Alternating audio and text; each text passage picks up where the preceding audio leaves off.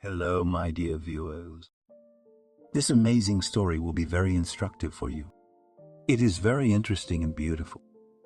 I wish you enjoy watching it. Amanda was walking back from the market, carrying 2 heavy bags of vegetables. She was completely immersed in her sad thoughts when suddenly she heard someone calling her name. Candy. It had been a long time since she had been called that, and the woman didn't even realize it was her. But she looked around and saw a beautiful, bright brunette looking at her and smiling. Looking closer, Amanda recognized her classmate Ashley. "Hi, Candy," Ashley said hello to Amanda as she came closer. "Hi, Ashley," the tired woman replied with a sigh as she set the bags down on the pavement. "Haven't seen you in ages. How are you?" Ashley asked cheerfully. "Why do you have to carry all that weight yourself? Where's your husband?" "I'm fine. I don't have a husband," Amanda replied, feeling very embarrassed about her appearance in front of her spectacular classmate. Her makeup was flawless, her manicure exquisite, her hair well-groomed. Ashley was glowing with beauty and health, and she, Amanda, with her ponytail, unkempt nails, unhealthy complexion due to constant sleep deprivation and anxiety. It was amazing that Ashley recognized her at all. After all, Amanda had once been very different. Amanda was her parents' only child, and a long-awaited one. When she was born, her mom was 39 and her dad was well into his 40s. Cody and Caroline had given up hope that they might have children, resigned themselves to their fate, and lived for each other.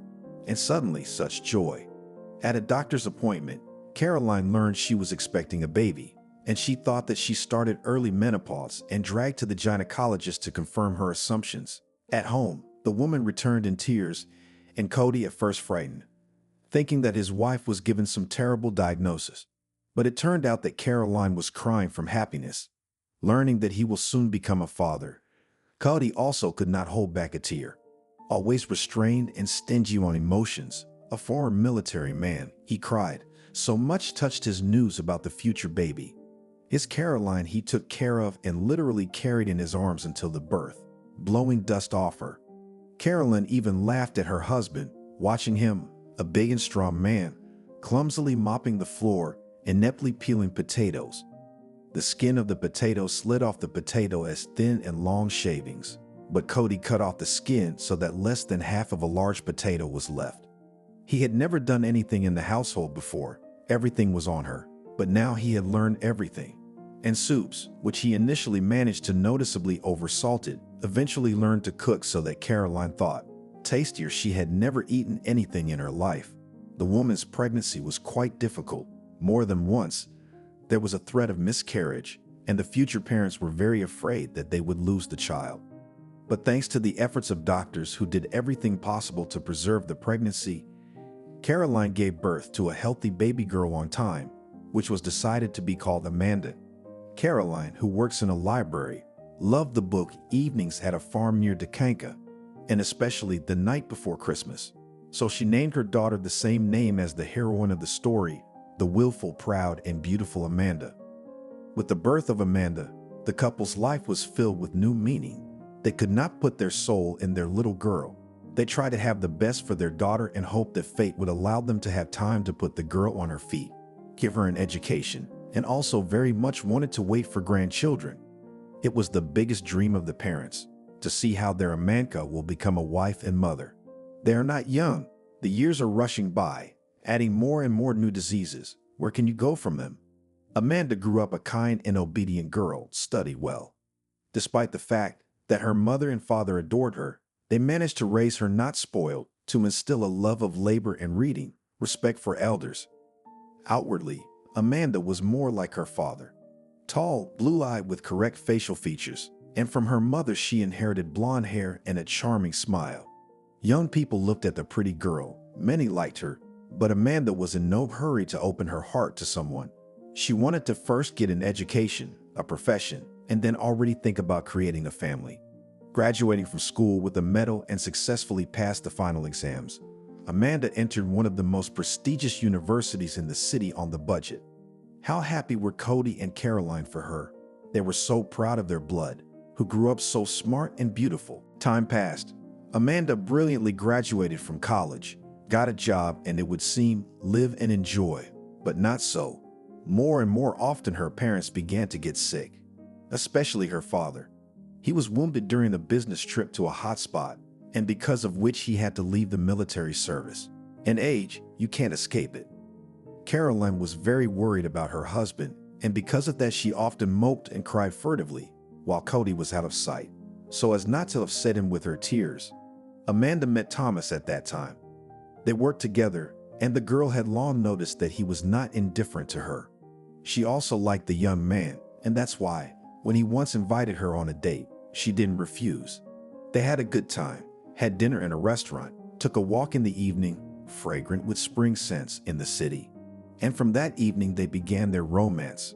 Amanda was happy. It seemed to her that she finally met the man with whom she would be able to create a family and experience the happiness of motherhood. Only her parents were more and more worried about her. She was worried about them very much. And once, when Thomas asked her why she did not invite him to her, Amanda said that her father is very sick, and her mother is constantly nervous because of this. The girl was not going to hide anything from her beloved. What's the point? If people love each other and want to be together, they should not hide anything from each other.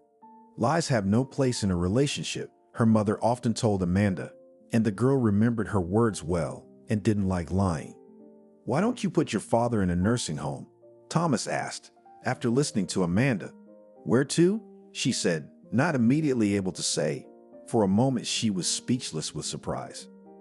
Thomas said it so easily, as if it were not about her dear and endlessly loved father, but about some old and unnecessary thing that had to be taken to the dump. To the nursing home, as if nothing had happened, repeated the young man. Do you want to give me the phone number and address? A month ago my parents put my grandmother there. She has dementia, bored everyone with her quirks. By the way, my grandmother's apartment is now mine. I'm going to make repairs there, now just looking for masters. My grandmother's apartment is so filthy that it's scary to even go in there. But after the renovation, we'll be able to live there. So you and I will have our own nest. With these words, Thomas drew Amanda to him and wanted to kiss her, but she pulled away from him. His touch and kisses instantly disgusted her. What are you doing? Thomas exclaimed in surprise. Your parents took your grandmother to a nursing home. Amanda almost screamed. But how could they do that? It's a family member. It's Mom, who gave birth to her, raised her, who loved and cared for her. And now she's old and needs care. How can you get rid of her like an old worn-out shoe? Are you stupid? Thomas looked at Amanda like she was crazy. My grandmother is almost out of her mind. She hardly recognizes my mother, her daughter. And in the nursing home, she'll be taken care of by people who work there and get paid for it. And I need an apartment. How long can I live with my parents? I didn't think you were so hard-hearted.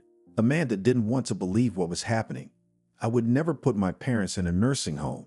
I love them very much, and I will take care of them no matter what happens. And who would want you with all that baggage? Thomas screamed. What normal man would want to marry a woman who has old people sitting on her neck? Your parents are aging rapidly. Your father is a wreck, and they'll be more trouble than they're worth. You need to think about yourself first, about your future. Don't be stupid, Amanda. Shut up, said the girl, who no longer had the will and strength to listen to Thomas. And don't you dare talk badly about my parents. Fuck you, you little brat. You can live with your old people, and I wanted to marry you. Why did I ever get involved with you? With these words, Thomas went quickly to his car, leaving Amanda alone near the cafe from which they had recently left. The girl looked after him. She could hardly believe that 10 minutes ago she had considered this man almost ideal. Amanda returned home, where her mother met her with a smile, informing her that her father was better today, and they even went for a walk in the park. It's been so long since Cody and I have been out, Caroline sighed. It was so nice to walk, to get some fresh air. We fed the ducks in the pond. My mood improved immediately. Dad is asleep now, and I took out a box of yarn. I'm thinking about making a sweater for Cody, a warm one. I'll start slowly, and I'll be done by winter. It'll take my mind off my worries. Knitting calms me down. Good. Amanda was happy for her parents. Sure, knit your dad a sweater. He'll be happy. Do you want to have dinner? Daddy and I already ate. No, Mommy, thanks. I'm not hungry. I had a snack at the cafe. Oh yeah, you've been seeing Thomas. How's the relationship going? Has he proposed yet? I'd like to meet your boyfriend. Thomas and I broke up, Amanda said. What? Mom shook her hands. You said yesterday that you were serious. What happened, daughter? Did he hurt you in some way? He did, Mom. And let's not talk about him anymore, the girl said. She could not tell her mother what she and Thomas had quarreled about. Amanda couldn't get his cruel words out of her head. I can't believe she would suggest such a thing, putting her father in a nursing home. He talked about his grandmother as if she were a stranger. He was only glad that she was put in a boarding school because now he had his own apartment. And all this was told to her by Thomas, the man she had almost managed to love, whom she saw as a future husband and father of her children. It was probably for the best that she'd brought up her parents today and Thomas had reacted that way. She'd been able to see him from a whole new side, and it had been a very unpleasant one. But it was better than if she had become his wife, and then he would have brought up the fact that her parents belonged in a boarding school. The next day, when Amanda arrived at work, Thomas approached her and said a discreet hello. Amanda nodded back, letting him know that they had nothing to talk about. However, the young man asked, "Did you take offense at me a lot for what happened yesterday?" "I wasn't offended," the girl replied. "I was disappointed. I'd overreacted yesterday. I lost my temper. I'm sorry. Let's talk calmly now." "About what, Thomas?" "Yesterday you told me everything, and I heard you and realized that we have completely different views on life." "Amanda, realize that you're a young woman, you have a life to live, and you've got aging parents on your hands." "Thomas, stop it. My parents are not senile. Yes, my dad is often sick, but he's in his right mind, and my mom's still pretty good, but she's worried about my dad because they can't do without each other. 45 years together, they are like a whole. They are an example for me. I would also like to live with my husband like them, and I love them very much. They are wonderful parents. I had a happy childhood. I'm grateful to my mom and dad for everything. What you did with your grandmother is your choice, but I don't need to impose it on you." "Well, let's say your parents are still holding on, but what about 10 years from now, or even 5 years from now?" Thomas was not satisfied.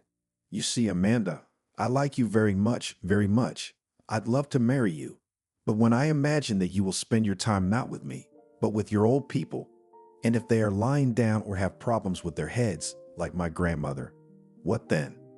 "Thomas, then I have a question for you too. What if we get married and I suddenly get seriously ill? What would you do? Leave me? And if I have a sick child, will you leave me too?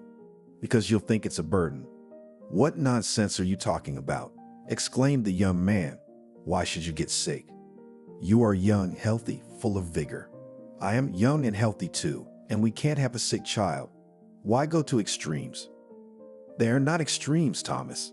Life is unpredictable, and we are not immune to anything. Absolutely nothing. Today you're young and healthy. Tomorrow something could happen. And our conversation yesterday made it clear to me that you're unreliable, that you can't be relied on in case of any trouble. You're exaggerating. You don't have to make a monster out of me." "I'm not. I'm just saying what I think. We can't be together. We have different views on things that are very important to me. So let's put an end to our relationship. There's no future for us. With such principles, you'll be alone," Thomas said unhappily. "That's none of your business," Amanda replied and went to her office. There was no point in continuing the conversation with her former boyfriend. Thomas made no further attempts to get Amanda back, and after a couple of weeks he started courting Katia, who had joined their company a month ago and was actively making eyes at the young man. Amanda didn't care. They often had heart-to-heart talks, and perhaps only with her could the young woman share her worries and anxieties. Amanda rarely saw her friends, and lately she had stopped seeing them altogether. They had families, children, their own affairs and worries, and Amanda, with her endless problems and difficulties, was generally not interesting to them. She'd understood this well, so she did not seek to communicate, not being in the habit of imposing. But with Violetta, she immediately established a trusting relationship, and it can be said that they became friends. "I too took care of my parents myself until they died," the shopkeeper once said, "but it was much easier for me. My husband helped me well. My children, they loved their grandparents very much, and I have a sister. It's hard for you alone, of course. I wish you had a good husband, Amanda, to help and support you. You're a kind and good girl. You deserve to be happy." I wish I had a son, only a daughter. I would introduce you to my son. I can only dream of having a daughter-in-law like you. Thank you, Violetta, for your kind words. But where to find such a husband?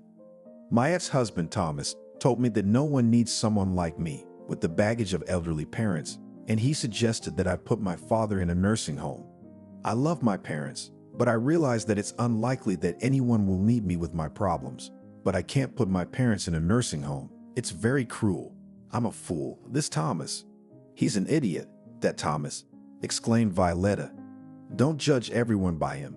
You know, there are plenty of fools in the world, but there are also a lot of good people. Believe me, I've lived twice as long as you, and you know that fate will thank you for your kind heart.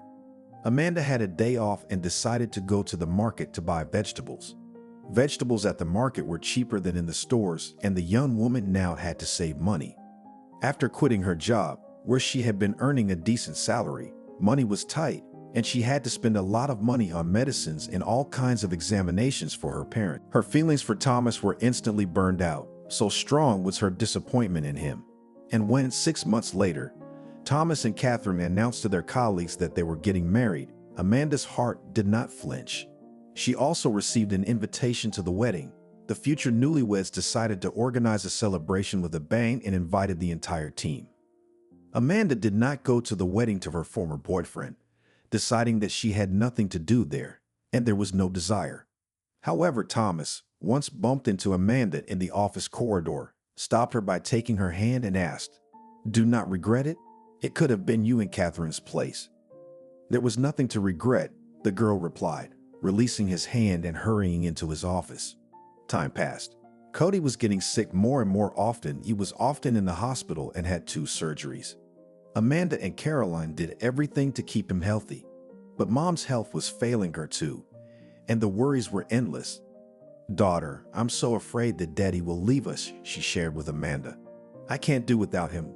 We've been together for so many years. We've become one. We've been through so much. His service is not easy, dangerous missions. When he was wounded, I thought I would go crazy. I prayed day and night for his health. We had no one. My parents left early. They were frontline soldiers, all wounded. And my mom had a short fate. I didn't even remember my father. He left us. So your father and I lived for each other. And then fate gave us such a gift. We had you. It's a miracle. It's a pity it happened so late.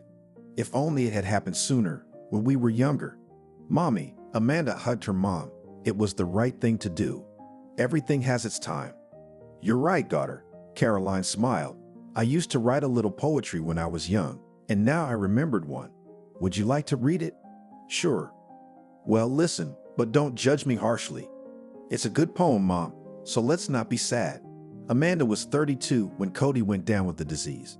The man was almost 80, and the doctor said there was no chance of his recovery. "What do you want, girl age?" the doctor told Amanda. "It's surprising that he lived to such an age after a serious injury. So be brave, be strong." But Cody didn't have long to live. At most 6 months, but most likely he won't live even that. Amanda understood, but still the thought of her daddy's passing made her mopey. It was painful to watch her mom too. She spent most days at her husband's bedside, not eating much, saying she had no appetite. Amanda had to feed her almost from a spoon, constantly coaxing her to eat. It is not for nothing they say that trouble does not come alone. Amanda's life was going downhill. Quite unexpectedly, she was fired from her job.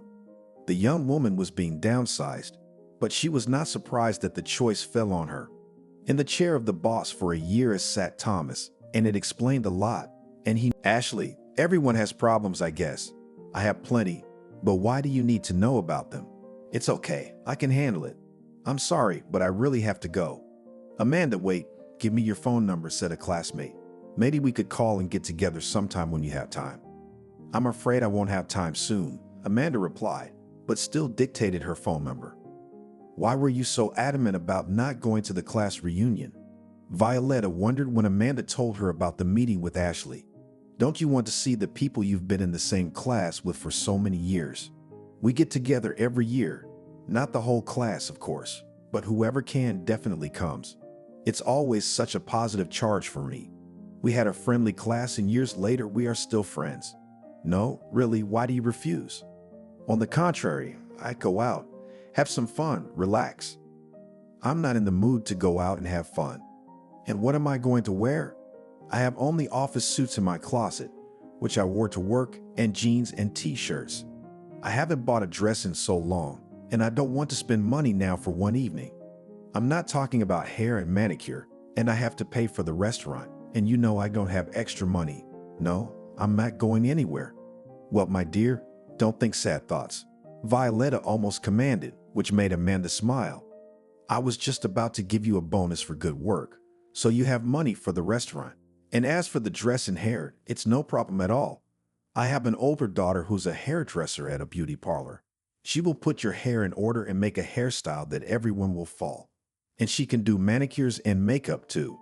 And my youngest is skinny like you and has tons of dresses. We'll find something for you. Violetta. Amanda was confused, not knowing what to say. On the one hand, going to a class reunion wouldn't be a bad idea. She hadn't been anywhere for so long. From work, rushing home to her parents. But on the other hand, could she accept what the shopkeeper was offering her? Although she had no doubt that Violetta was offering her help from the bottom of her heart. Amanda, no objections or refusals.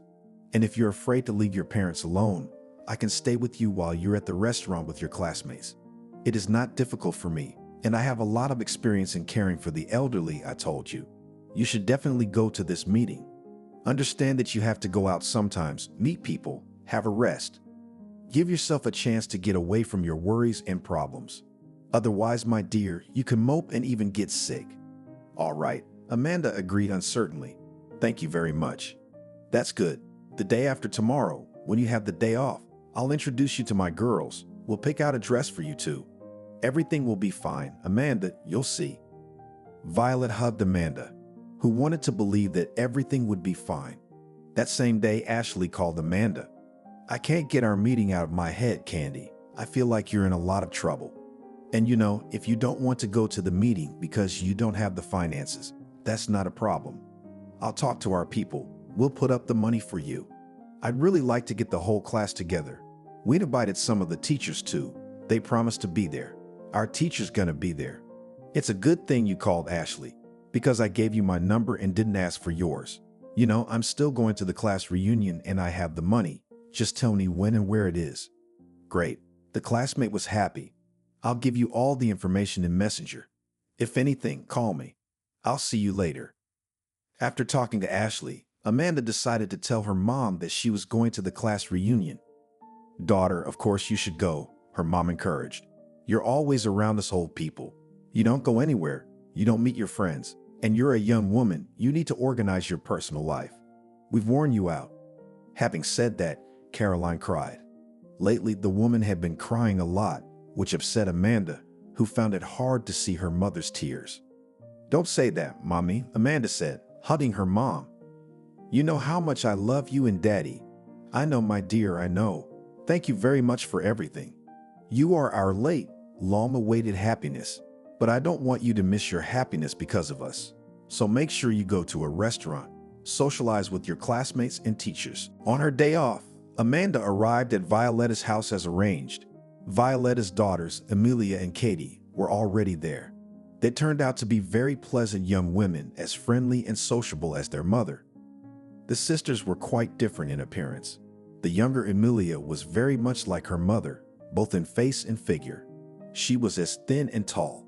Daria, on the other hand, was small in stature, chubby and round-faced, but she was very charming, with a warm smile and dimples on her cheeks. She looks like her father, Amanda said, glancing at the family portrait framed on the coffee table in the living room where they were gathered. Violetta said cheerfully as she went into the kitchen. Amanda sincerely admired this woman, the owner of the store where she worked for the third month. Violetta was incredibly energetic, smiling and friendly. She never seemed to be in a bad mood. Now Amanda was even glad that Thomas had fired her. Of course, she had lost her salary and had to work outside her specialty, but fate had given her a chance to meet such a wonderful person as Violetta. And now her daughters. It's so precious when you meet kind and sincere people. Amanda, I brought some dresses for you to try on and choose. With these words, Amelia took the dresses out of a big bag and spread them on the couch. Here, choose whichever one you like best, but it is better to try on all of them. See which one will sit on you perfectly. Although with a figure like yours, you can afford any outfit. I think you'd look good even in a sack. You said a sack, laughed Katie. Come on, Amanka, try on the outfits and we'll vote for the best one. When Violetta entered the living room with a tray in her hands, Amanda was standing in front of the mirror in a soft blue dress that suited her incredibly well. How beautiful, Violetta exclaimed, placing the tray on the table. I think it's exactly what you need. It's just the right dress for you. Forgive me for saying so, Amelia, but I think you'll agree with me. Of course I do, Amelia smiled. Amanda, Mom's right. That dress looks great on you.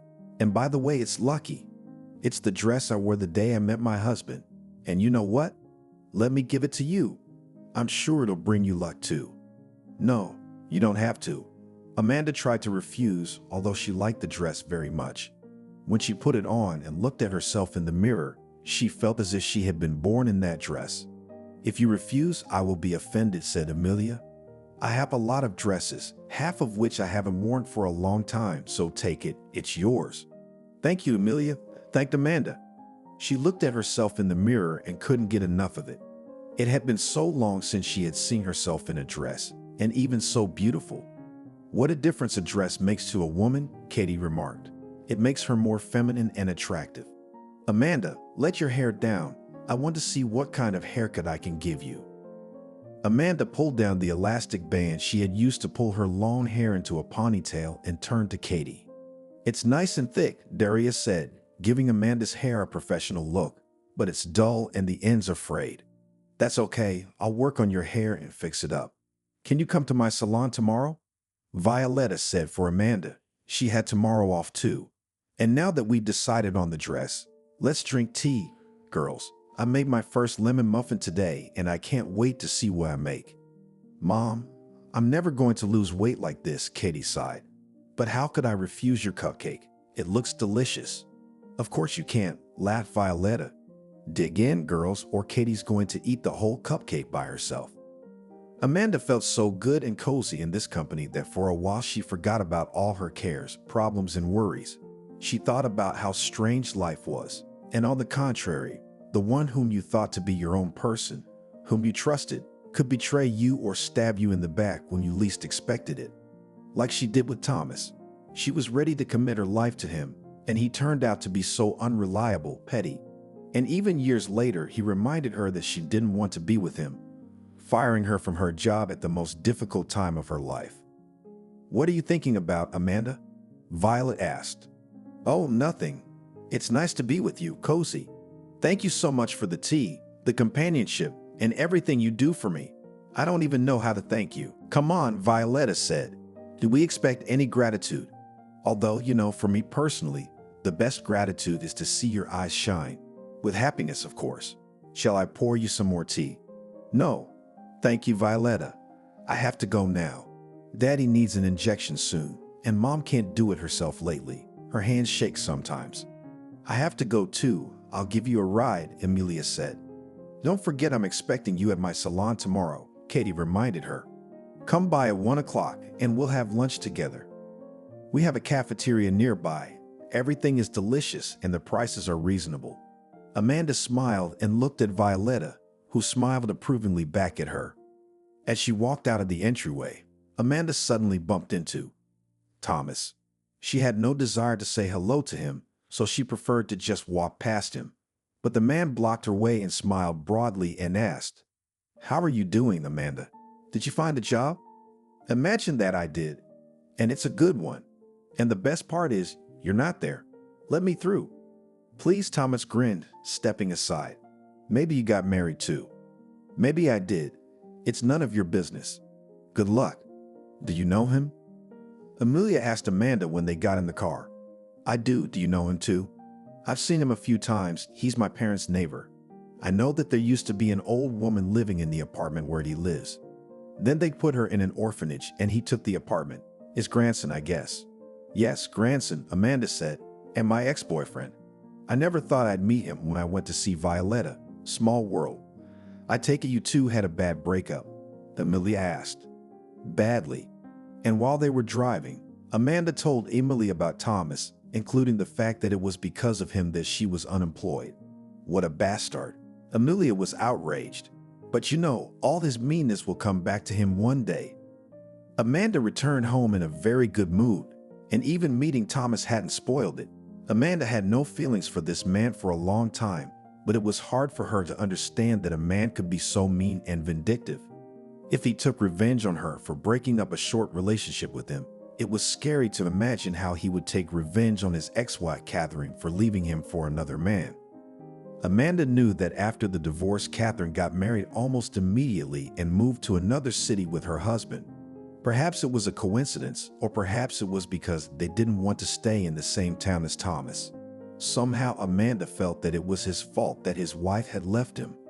Thomas was clearly a rotten man, though he knew how to make a good impression. She'd been charmed by him at first, but she'd seen his true colors in time. But stop thinking and thinking about him, Amanda told herself. That man wasn't worth her time and thoughts. Dad was feeling pretty good today. As good as one could feel in his condition.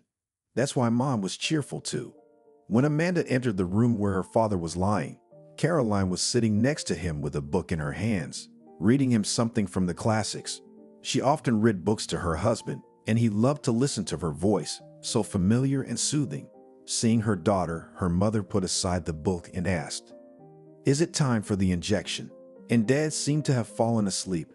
"I'm not asleep," answered the father, without opening his eyes. "Give me your shot. I'm sick of them." "What's the use of them?" "Daddy, don't grumble. If the doctor ordered it, we'll do it," Amanda said affectionately, pulling out of a large box everything necessary for the injection. "Now I think I'm actually going to sleep," Daddy said after the injection. "Get some sleep, Cody," Caroline replied, carefully adjusting the blanket. "I'm going to lie down too. I'll lie down for half an hour, and then I'll make dinner." "What would you like to eat, Cody?" "Galaka. I don't care. You know I'm not picky. I don't have an appetite anyway. I'm eating through force." "Oh, I remember my cadet years. I was always hungry. I couldn't eat enough in the canteen.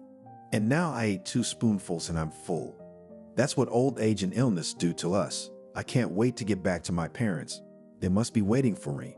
I can't torture you much longer." "Dad, don't say that. You're upsetting Mom with your words. And me too." "Okay, daughter, I'm sorry about the grumpy old man."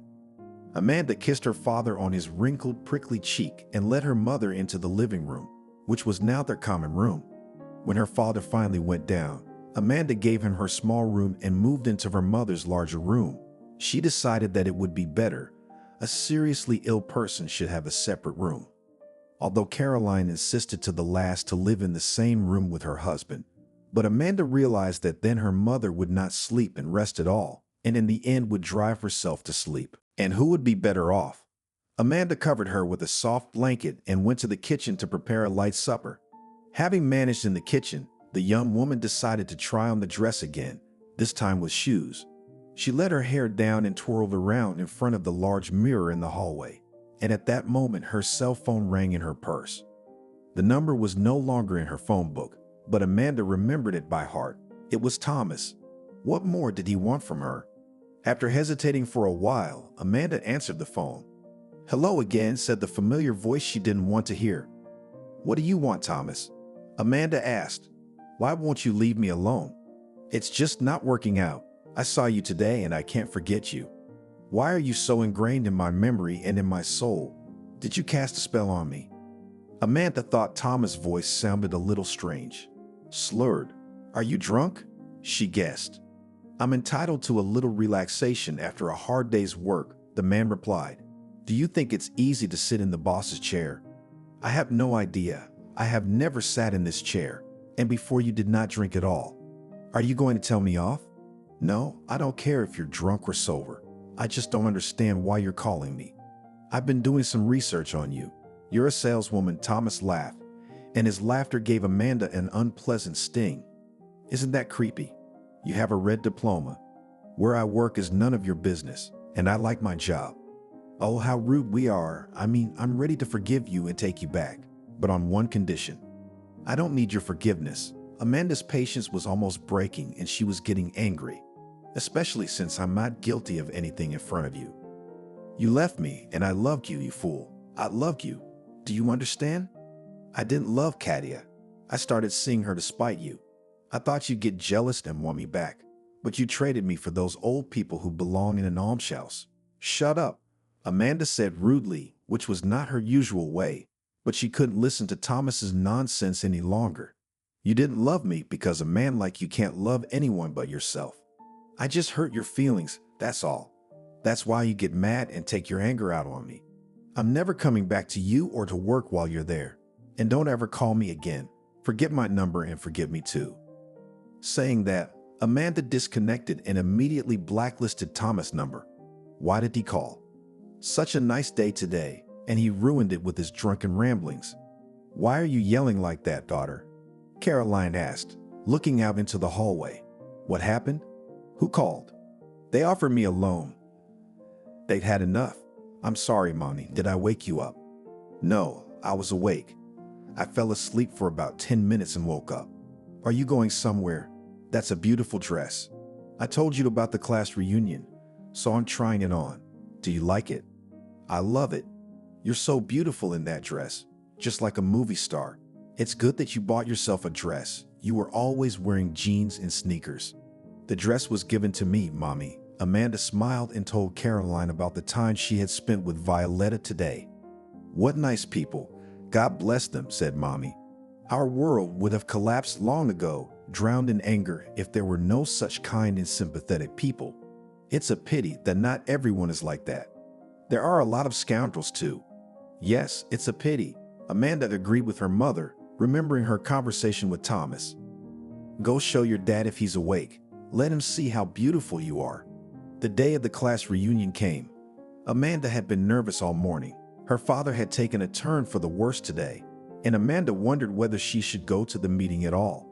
She was anxious, and the young woman was afraid that something would happen in her absence, and her mother would be confused. But her mother, realizing how much her daughter wanted to go to the meeting, calmed Amanda, assuring her that everything would be all right. Amanda remembered that Violetta offered her to stay with her parents while she was at the party, but Amanda did not dare to take advantage of this offer because she was afraid of abusing Violetta's kind attitude towards her. However, the store owner herself called Amanda and asked if she needed help.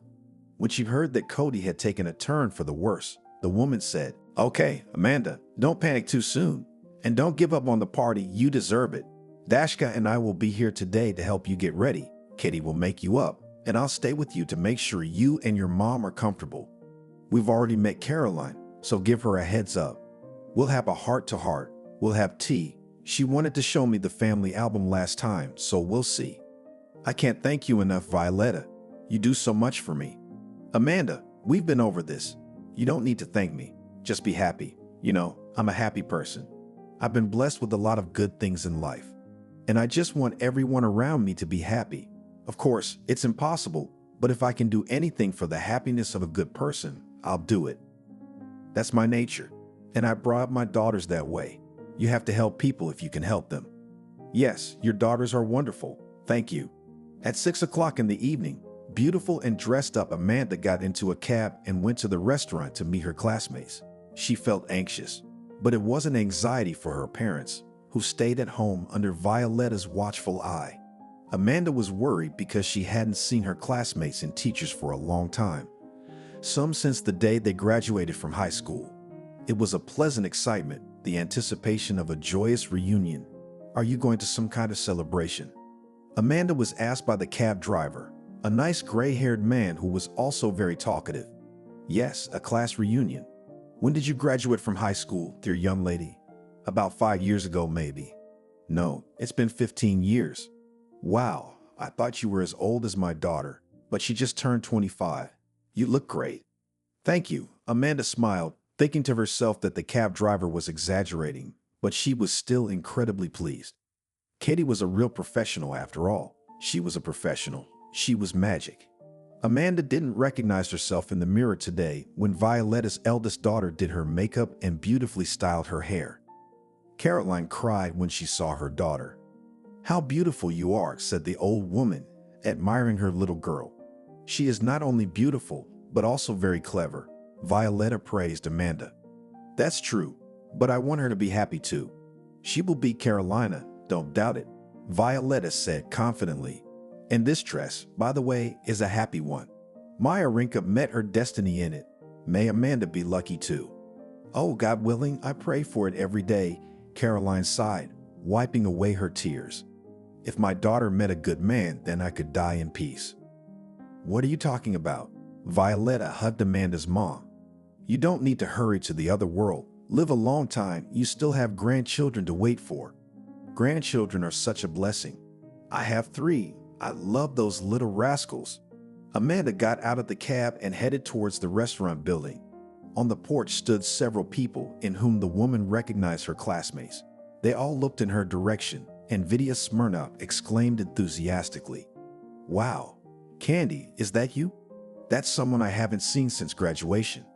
"That's me," Amanda smiled. "Hi, everybody, nice to see you." "Hello, hello," the rest of the class responded. "What are you guys doing stuck in here?" Ashley asked, looking out the door of the restaurant. "Let's go to the auditorium. Everyone's waiting." "Oh, Candy, hi. You look great." "Thanks, Ashley," Amanda replied, remembering her recent encounter with Ashley when her classmate had probably been surprised by her unattractive appearance. It was strange that she recognized her at all. Amanda couldn't believe that she was the tired, bruised woman who looked several years older than her age. Today, she saw herself as a beautiful and young woman again. Almost the whole class and several teachers, including Valentina Arkadyevna, the class teacher of their former 11th A class, were gathered around the tables filled with food and drinks. The woman was already retired, but continued to work, could not think of herself without her favorite school and her students. "How glad I am to see you all, my dear children," said Debbie, who was the first to be given the floor. "Of course, you have grown up long ago and many of you have children of your own. But I look at you now and again I see those mischievous and funny 5th graders you were more than 20 years ago. I am happy that all of you have grown up to be worthy people, found your own way, on which you are now going towards your dreams and goals. Do not be afraid to set new goals and achieve them. Do not be afraid to dream, even about what seems unrealizable. You will succeed. And remember, whatever happens, you can always turn to me for advice or help, my dear students, my favorite children." After saying these touching words, the old teacher cried, and some of her former students, including Amanda, could not hold back their tears either. The reunion turned out to be very warm, heartfelt, and fun. The invited host prepared an exciting program. There were a lot of contests and games, a lot of dancing, and of course, a lot of conversations and memories. The former classmates had a lot to remember and talk about. Amanda was happy that she went to the reunion. It had been a long time since she had gotten such a lot of positive emotions in one evening. In the middle of the party, Amanda went outside to call Violetta to see if everything was all right at home. Despite the wonderful fun evening, Amanda was still uneasy. "All is well with us, Amanda. Have fun and don't worry. Cody had dinner and went to sleep, and your mom and I are having tea and looking at pictures. She tells us so interestingly about everything. Wonderful woman, your mom." After talking to Violetta, Amanda decided to stay outside a little longer. It was stuffy in the banquet hall and she wanted to get some fresh air. She thought about it and did not immediately notice that a strange man stopped next to her. "Good evening, dear girl," he said, and Amanda flinched in surprise. "Hello," she replied, glancing at the stranger. He looked to be about 35 years old, tall, handsome. "Excuse me, I saw you in the restaurant and was struck by your beauty. Perhaps I'm saying banal things now, but it's true. I like you very much. May I ask your name?" "Ah, Amanda." "Amanda," repeated the man. "That's a beautiful name. And I'm Jacob. Nice to meet you, Jacob. I want to tell you right away that I'm single and my heart is free. Although I'm not so sure about that now. I look at you and realize more and more that this is the kind of girl I've always dreamed of. You don't know me at all. But what if I'm married?" Amanda looked at Jacob and realized that the man didn't seem impudent or pushy, although he was acting a little assertive. "Are you married?" Jacob asked, and Amanda saw a slight change in his face. "No," she said. "Oh, that's a relief," he exclaimed and smiled. "But that doesn't mean anything. I'm not in the mood for dating," said Amanda, who now thought about her parents and what Thomas had said to her. No man would want to be with her while she was taking care of her elderly parents. These words were like sharp needles in her soul and prevented her from believing that she would be able to find happiness as a woman someday. And she has no time to think about her personal life. The young woman suddenly felt like Cinderella, whose carriage after midnight will turn into a pumpkin, an incredibly beautiful dress into rags. Today, on this holiday, she feels like a princess, but tomorrow she will return to her life, filled with endless worries and problems. "Did someone hurt you?" Jacob asked. "Just say the word, and I'll teach your abuser a lesson." "No one has wronged me." "Thank you for your kind words, Jacob, but I'm going to go to mine." "It's your class reunion today, isn't it?" "Yeah, 15 years since I graduated high school." "Wow, you look like you graduated about 5 years ago." "You're not the first person to tell me that today," Amanda smiled, remembering the cab driver's words. "Amanda, can I ask for your phone number? I won't forgive myself if a girl I like so much takes off and disappears." Amanda thought for a moment, then dictated her number to Jacob and returned to the restaurant, where her classmates engaged her in another fun contest. She was sure the man wouldn't call her, and if he did, it wouldn't oblige her to do anything. But for some reason, she felt both happy and sad at the same time. Amanda returned home at midnight, even though her classmates were still partying. She felt awkward in front of Violetta, even though she had told Amanda not to worry and to stay at the meeting as long as she wanted. When she got home, she took off her shoes with pleasure. It had been so long since she had worn heeled shoes that she felt a noticeable fatigue in her feet. Violetta met her in the hallway. "Amanda, your parents are asleep." "It's okay," she whispered. "How did you have a good time yourself?" "I had a great time." "Thank you so much, Violetta." "You're welcome. It was my pleasure. I'll see you at work on Monday and you can tell me all about it, okay?" "Sure. Okay, I'm going home. Get some rest." Amanda closed the door behind Violetta, took a shower, and gladly crawled under the covers. But she couldn't fall asleep quickly. She thought back to the pleasant events of the previous evening, and her heart filled with warmth and hope. Amanda thought about Jacob. She liked the man and she thought she would like to see him again. But would he want to talk to her after hearing about her complicated life? That beautiful girl from the restaurant and the real Amanda are very different from each other. With these thoughts, the young woman fell into a dream. In the morning, barely awake, she heard the signal of her cell phone. From an unknown number, in one of the messengers, she received a postcard wishing her a good morning and a good day. And then there was a message. "Dear Amanda, please write at what time it will be convenient for you to talk. I look forward to hearing from you. Jacob." Amanda smiled, looked at her watch, and told the man that he could call her in an hour. She was going to go to the market for vegetables, and she would be able to talk to Jacob on the way there. Amanda washed her face and went to the kitchen to make breakfast. But there was already a stack of pancakes on the kitchen table and a pot of millet porridge on the stove. "Good morning, daughter." Caroline smiled. "I haven't slept since 5 o'clock this morning, and I thought, what's the use of lying in bed when I can bake pancakes and boil porridge? Sit down to breakfast." "Thanks, Mommy. How are you feeling?" "How's Daddy?" "I fed Daddy, gave him all his medicine. He seems to be doing better. He slept well, and I'm fine. My blood pressure's fine." "How was your time last night? Tell me about it. I was waiting for you, but then I fell asleep." "Thanks a lot to Violetta for keeping me company. What a wonderful woman she is." Amanda told her mother about last night, about her classmates and teachers, about the fun games and contests. She didn't tell her mom about meeting Jacob. She knew how much Caroline wanted her daughter to meet a good man, a real man, but it was too soon to tell her mother about it. One brief meeting and a couple of compliments didn't tell her anything. Amanda decided to talk to Jacob on the phone during her trip to the market so that her mother wouldn't overhear her conversation. Amanda put her hair in a ponytail, put on jeans and comfortable sneakers, and went to the market. No sooner had she left the house than her cell phone rang. Amanda pulled the phone out of her bag and smiled. Jacob called exactly 1 hour later, minute to minute.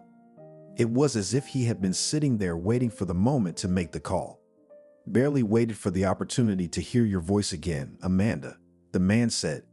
They talked for 20 minutes. The entire time Amanda walked leisurely to the market.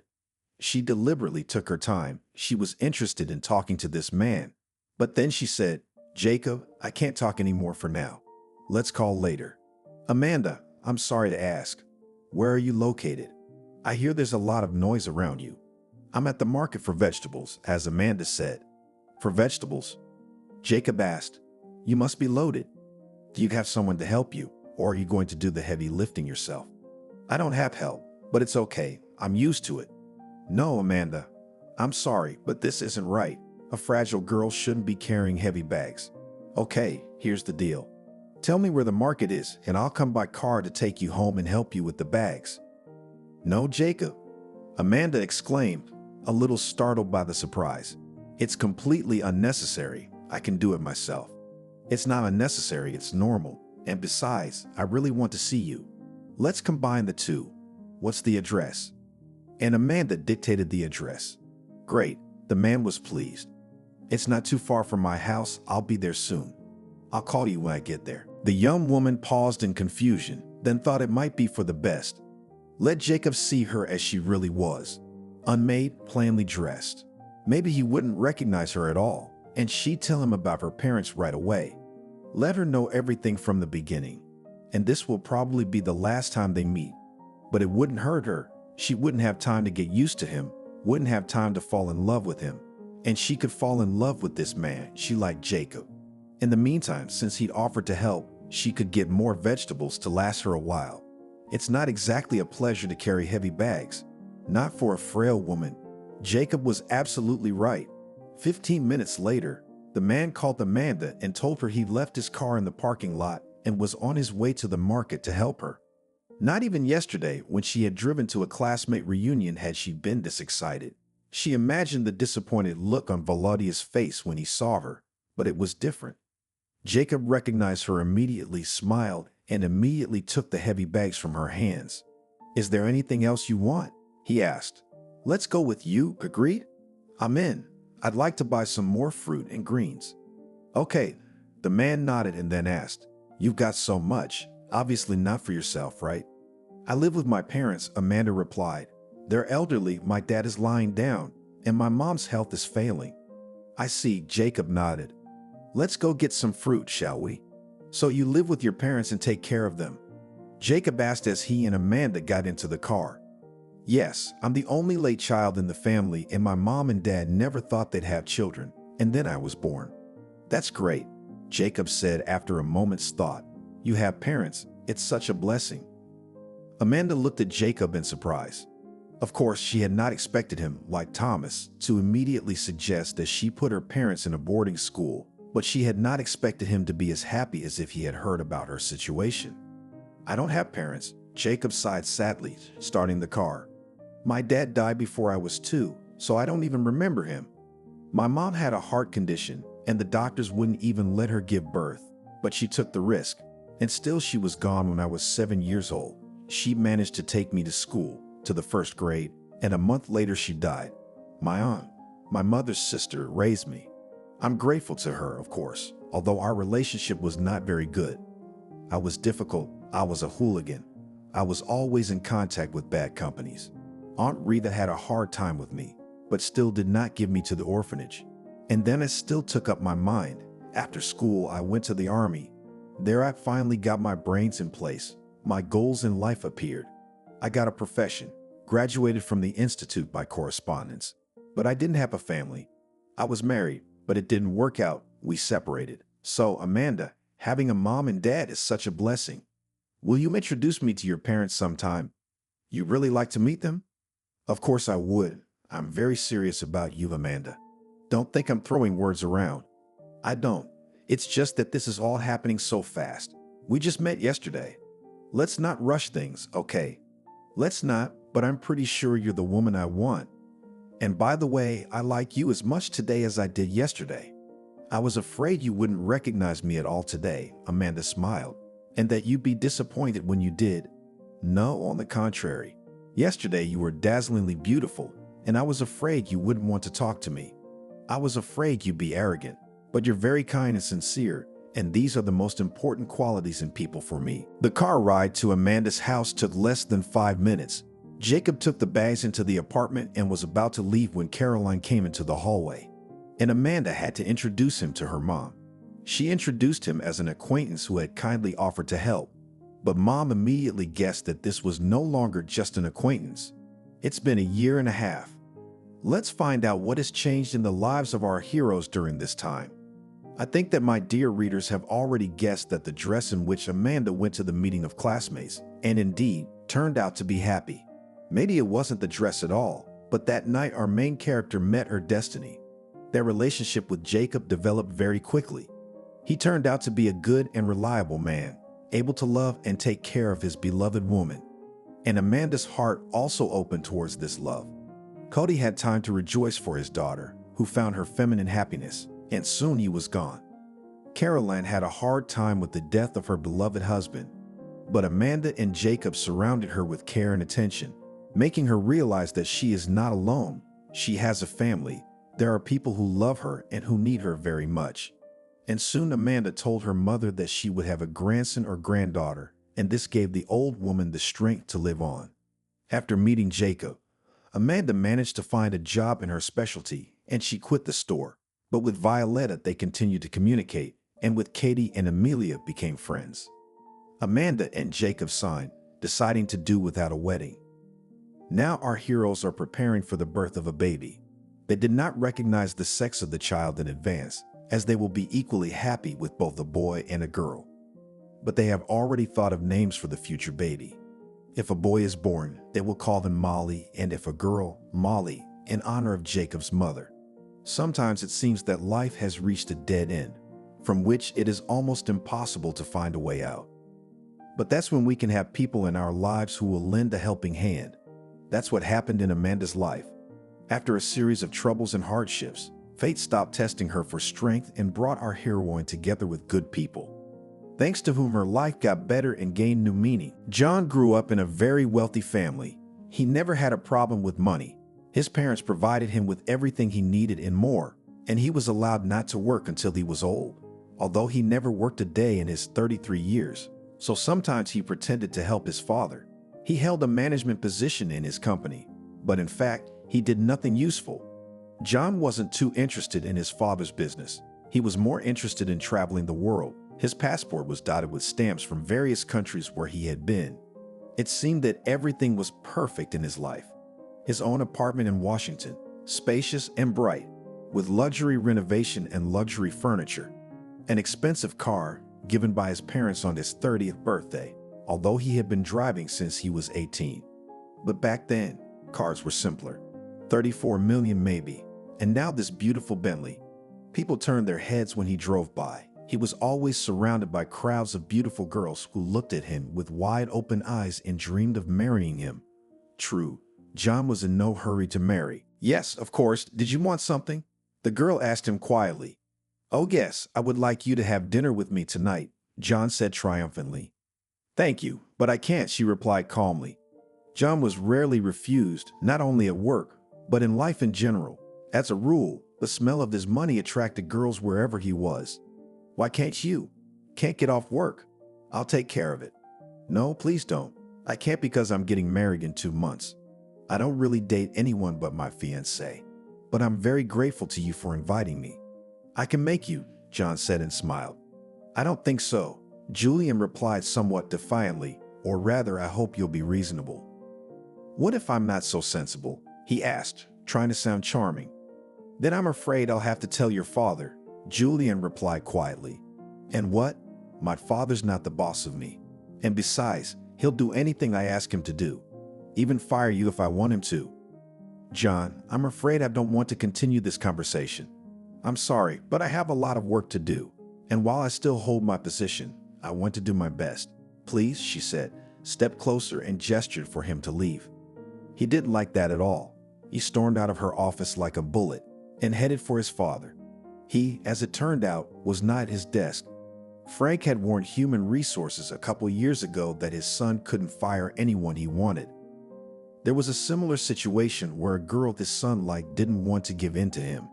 True, that girl was just playing the role of a hussy, but still it was unacceptable. John could not fire Julian himself. He needed his father, so he decided to wait. The next day he came to the office again, which surprised the other employees even more. Miley even thought that her boss had changed his mind and tried to hint to him about sex again, but she was disappointed again. Upon entering the office, John, "You're dating my father. Don't deny it. It's written all over your face. There's a reason you're so scared. Even if he doesn't want to fire you, he'll have to when I tell my mother. She'll put him in his place in no time." "You're very wrong," Julian said with a smile, pleased that he didn't really know anything. "If you don't believe me, ask your father. We have a strictly business relationship. That's what you'll tell the labor exchange when you come to look for a new job." He cut him off, but then he seemed to change his anger into mercy. "But I can still change my mind. All you have to do is have dinner with me." Just then, Julian's cell phone rang. She looked at the screen and put her dainty finger to her lips, signaling that she needed a moment. "Hello, sweetie. Yes, I'm a little busy, but if it's quick, go ahead." A man's voice came from the phone. "What is it?" "Grilled salmon or king prawns in wine sauce." "I'll have the salmon. It's amazingly delicious." "Okay, I'll see you tonight then. Love you. Bye." The girl looked carefully at John, who was listening to the conversation, and then said, "See, I already have plans for tonight. I'm sorry. We may not wait until tonight. We can go without a date. I like you," he said and stepped forward. "That's out of the question. I already told you I'm getting married soon. I love my Mickey. Please go away. I have work to do," she insisted. "You do realize that I can buy you and your Mickey master in this whole town?" John answered her angrily. "I'm not used to being turned down, especially not twice. You're digging your own hole."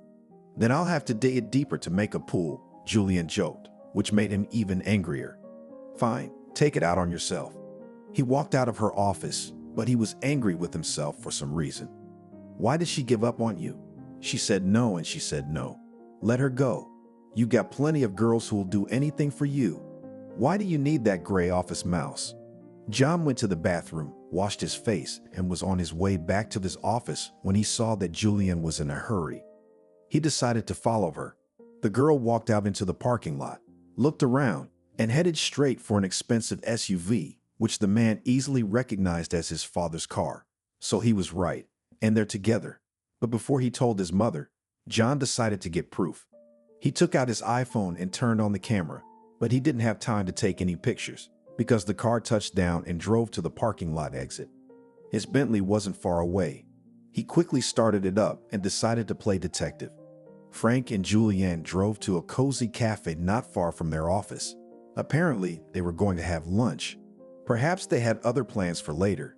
John noted that all the tables were separated from each other by translucent screens. All he had to do was sneak to the next table to overhear what they were talking about. 2 minutes later, he was already sitting behind them, listening to every word. Julian was clearly not happy. "Can't you just explain it to him so he'll stop hitting on me?" "That's too much," the girl said resentfully. "I already told you, just ignore him. Tomorrow he'll meet someone else and forget about you. It's always like that." "Don't worry. At least you know I won't fire you," his father said and kissed the girl's hand. John became more and more convinced that there was something between them, but that made the girl seem even more desirable to him. If even her father appreciated her, that he should definitely try her. What was it that attracted him so much? "At least that makes me glad," Julian replied and rested her head on his shoulder. "Have I told you how proud I am of you? You're such a smart girl, and you shined at the meeting today. I sometimes wish I could tell everyone about you. You're amazing. You're my treasure. Sometimes I even think it would be easier if John knew the truth. Maybe you two could even be friends. I'd like that too. But you said yourself you can't, and if you do, there's no turning back." John was now completely convinced that they were lovers. There was no point in listening any further. He got up from the table and disappeared from the cafe. He didn't know what to do. Should he tell his mother? And who would be disadvantaged if they divorced? There were too many questions again, and so few answers. In the end, after much deliberation, John decided he had to break up their relationship. His mother was more precious to him. and he didn't want his father to divorce her. He came up with the only sure way to do it: sleep with Julianne. Then his father would leave her for sure. John felt he was doing it for the good of the family. Plus, he'd satisfy his lust. He called a guy he met in HR, asked him for Julianne's address for something important, and that night he went to her house. Turns out the girl lives in one of DC's finest new buildings. Judging by the layout, it was a large 2-bedroom apartment. She obviously couldn't afford a place like this. John didn't doubt that. He parked farther away from her driveway, but so he could see who was coming in. He didn't have to wait long. At 7:30, her black Audi pulled up. The girl was clearly in a hurry. No wonder she was going on a date with her fiancé. I wonder why she should get married if she's dating my father. How did he let her do that? I don't really care though. There's no telling how she'll spin it to him. John got out of his car and followed her. Julianne quickly parked and headed for the driveway. She opened the door without noticing that there was someone behind her. John literally shoved her into the doorway, grabbed her elbow, and led her to the elevator. She was surprised, but not angry. "What do you want here?" The girl was indignant and tried to push him away. "Come on, we're not finished." When they got into the elevator, he confidently pressed the 9 on the panel and smiled evilly. "How do you know where I live?" "I know a lot of things. You have no idea. Now we're gonna go to your place, and I'll tell you everything. I'll even show you some of it." "No, you can't go to my place." "No, you can't. My mom's home." "So your mom's going out for half an hour. You'll have to convince her somehow." "No, you don't understand. You don't understand, my dear.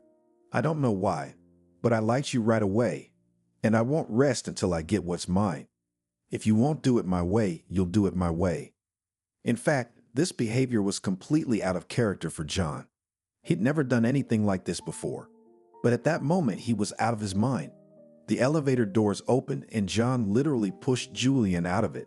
She tried to hide her keys in her jacket pocket, but he noticed and snatched them away. Holding her hand, he opened the apartment door himself and pulled her inside. John pressed Julianne against the wall and tried to kiss her as a friend heard footsteps coming from the hallway. "Julianne, is that you, daughter?" Came a voice behind him. The voice was very familiar. It was as if he had heard it many times, but John couldn't remember where or when. He turned to look at the owner of the voice, and he couldn't believe his eyes. It was Ariana, a woman from his past. He could hardly even recognize her. She was all grown up now. He just said out of habit, "Nanny." Ariana used to work for the family. She raised little John from the time he was a baby. She left them when he was 7 or so. He remembered asking his mom to bring back his favorite nanny, but she just said she'd find another one. And she did. I mean, she found another one almost every 2 weeks, because none of them could get along with the spoiled boy. Eventually, he was sent to a private school for rich kids who knew how to get along with them, and he didn't need a nanny, but John still resented Ariana for abandoning him then. Ariana looked at him and couldn't say a word. "Mommy," Julianne said and rushed over to the woman. Thanks to her daughter's touch, she was finally able to snap out of her stupor. "What are you doing here?" Ariana asked, turning to John. "I just stopped by to chat with my favorite nanny." "What a surprise. Is this your daughter?" "Yes, this is my Julianne," his former nanny replied cautiously. John tried to recall the conversation in the cafe and now realized it had been about something else entirely. Juliana was not his father's mistress. Ariana had been, and she was his daughter. Wow. "Is that why you left us back then? You had an affair with my father and got knocked up by him," John said rudely. "It wasn't exactly like that, but if you want details, you should talk to your father. It's not for me to tell you." "All right," John answered, and without taking his shoes off, he went into the living room, sat down in a chair, and continued, "Then call him. Tell him to come over and tell you everything." The thought of what he had just almost done to his own sister made him feel a little ashamed. But John chased those thoughts away. Ariana dialed Frank's number and asked him to come over. All she said was that his son was here. "He'll be here soon," Ariana said more calmly. "What can I get you? Tea or coffee?" "A whiskey would be better." "No, buddy, you're driving. No whiskey." "Buddy." That's what she used to call him when he was little. It's as engraved in his memory as his nanny. He loved her very much once, perhaps even more than his mother, but then that went away. Buddy, I'm not Buddy anymore. Don't call me that, he said with annoyance. Okay, I won't. You used to like it, she said, and smiled. What a beautiful smile she had. John had forgotten how much he used to enjoy spending time with her. He was just a kid then. Nanny was always there for him. She loved to play with him. They were always together. She even put him to bed every night. Mom was always busy. She was still busy. John was sad to think of it all. It hurt him when Nanny left. Maybe that's why he was angry at the world, or rather, he was now. Back then, he felt like she'd abandoned him, betrayed him, and he didn't understand why it had happened, until now. Ariana went into the kitchen and made tea. She was gone for about 5 minutes while Julian and John sat across from each other silent. The woman returned with 3 cups of tea and a vase of cookies. She placed the tray on the coffee table and gestured for him to help himself. But John didn't. Julian took her mug and 1 cookie from the crystal vase. He just gave her an angry look. What? I want tea. If you don't want it, don't drink it, was all she said, as if they'd known each other a long time. So you're my sister-in-law? Why, I'd have a legal father. Even on the certificate, the girl said, but her mother cut her off. Julian, honey, let's wait for Frank. I'm begging you. The girl only nodded and continued drinking her tea. They were all silent. The room was uncomfortable with this dry silence. Suddenly, John heard someone opening the door with the keys. It was his father. Turns out he even had his own key to the apartment. Hi, son, can we talk? Said the father calmly. Well, come on, I'll be very interested to hear how you cheated on my mother. Tell me how you knocked up my nanny. How you hid your daughter for so many years, and why the hell did you hire her? The son sarcastically replied. Well, we can talk like this if you want. Your mother and I have been living like strangers for a long time. We haven't slept together in years. She has a lover, maybe even 2. I mean, they change all the time. I don't keep track of her affairs anymore. But in case you're wondering, she's the one who killed our love. She cheated on me first. I wanted to leave her, but then she threatened me that if I divorced her, I'd never see my son again. And she wasn't kidding. So for years we've been playing at being married. And Ariana, I love her. I have for years. But you know what it means to love her. You were once very attached to her yourself. John seemed to listen to him, but he didn't hear him. Who are you kidding? If you wanted to leave your mom, there'd be nothing to stop you.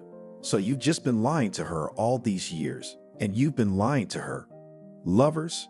At mom's? How could you even think of that? Actually, here's the thing. She has some dirt on me, a long time ago, but she's been hiding it for years. In public, we always play the happy couple roles, and those were her terms, not mine. She knows nothing about Ariana, much less Julianne, and I want to keep it that way. And if she does, what? She'll hurt them. I know her, but I can't do anything about it. It's easier for me to hide it. Why should I believe you? Because you're old enough to make your own decisions. At least I hope so. You know your mother. Catherine is cold and calculating. She's the one who put you in a boarding school when you were just a boy. I tried to stop her, but she wouldn't listen.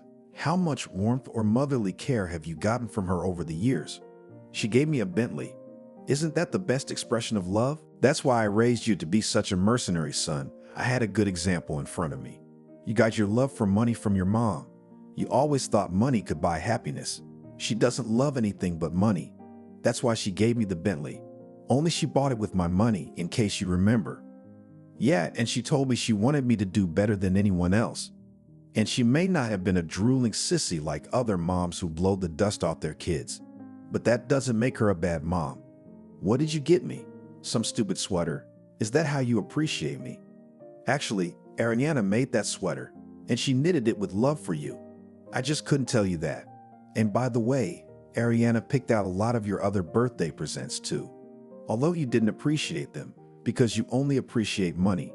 Anyway, please don't say anything to your mother. Will you do that for me?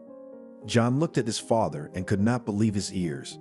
In fact, the realization that the sweater was knitted by his former nanny for some unknown reason echoed in his soul with a strange feeling. Joy. But from where? He hated the thought of his father hiding his second family for years. On one condition, John said, and it was obvious he was thinking of something. What was that? That neither this Julian nor your Ariana would be in the will. His father looked at John sternly. He was uncomfortable with what his own son was saying. No, it won't work that way. Julian is my daughter, and Ariana is my real wife. Not on paper, though. She's been there for me all these years. Son, I love you, but your mother, she wouldn't have let us be together, even though I've been asking her for a divorce for years. I can tell you one thing for sure. If you tell her, I'll go to jail, and everyone will be left with nothing, including you. So it's up to you. I'm willing to take responsibility for my actions. Are you? I'll decide what I'm ready for.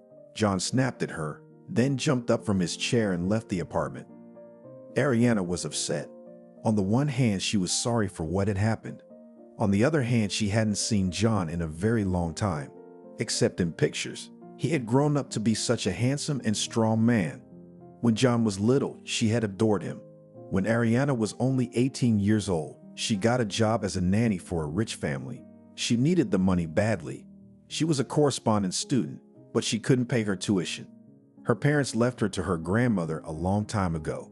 The first months, she didn't even notice Frank, though he noticed her right away. He liked the young girl who looked after his son so tenderly and reverently. His wife Catherine was cold with his son and in general, although she seemed wonderful when they first met. She didn't care about her own child, which was why there was room for a nanny in their home. Frank saw that with Ariana's arrival, his son was happier. Secretly, he wished it was his wife who was so kind and affectionate to their son. But with each passing year, it became clearer that she could not even be expected to do so. The initiator of the relationship between Ariana and Frank was he himself. She resisted for a long time. She didn't want to break up his family.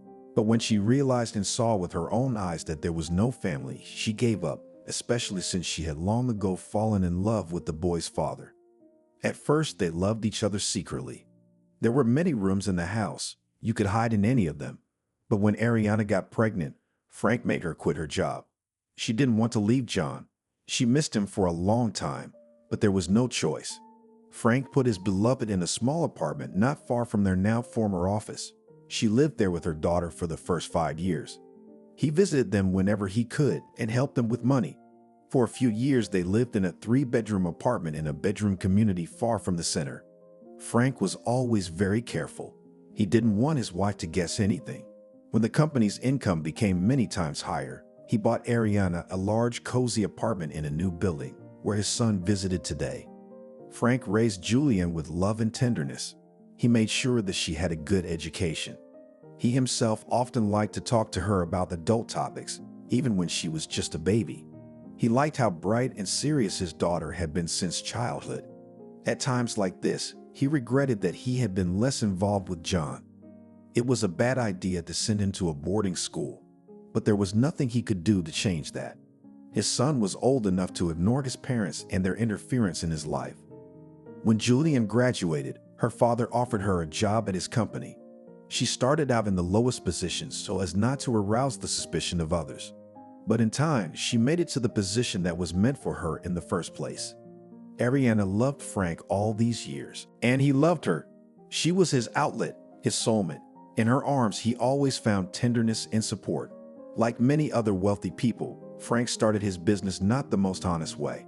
Although there was nothing criminal, his wife found out about everything, even before the wedding. She had evidence that could compromise his entire business, so he had to fulfill all her wishes.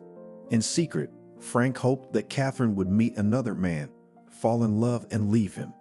But over the years, he realized that it was a foolish hope. His wife, in principle, could not love anyone. She was only interested in money and sex, and for her own pleasure, she would occasionally have lovers, but then left them without regret. Catherine grew up in a family of metropolitan marginalized.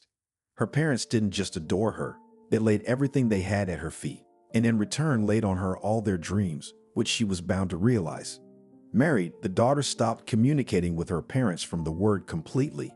She considered them unworthy and pathetic.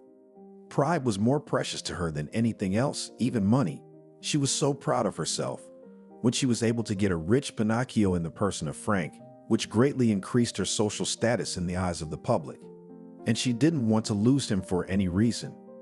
Ariana herself had been working as a psychologist for many years. She had her own office in an office building not far from their home. She didn't have many clients, but she was valued for her ability to listen and help people. It was clear that money was not the most important issue for her, so sometimes she helped young women for nothing.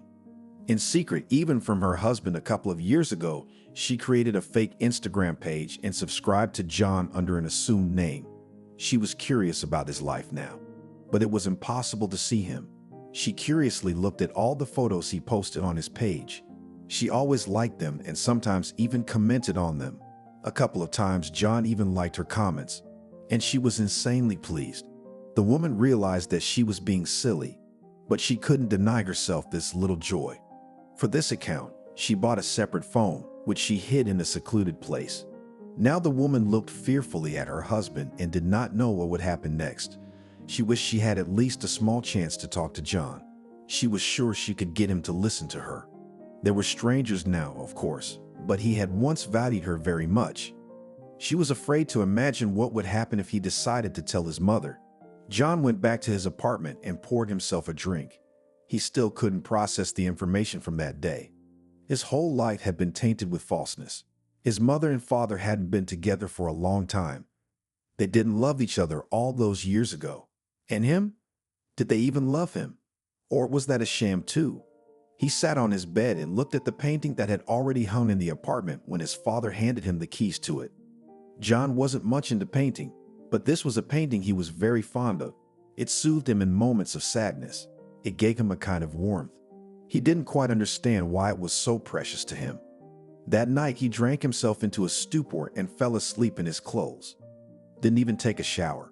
All night, he wanted to call his mother and tell her everything, but some feeling inside him stopped him. The next day, he was awakened by the phone ringing. It was his secretary, Miley. "Good morning, John. There's a charity dinner tonight, as you know, and your father asked you to find out if you'll be attending or not." "What? What dinner?"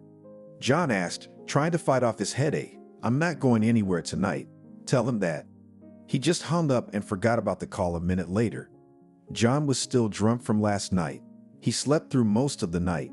When he woke up, his head finally stopped hurting. John picked up his phone to check his messages, but no one had texted him.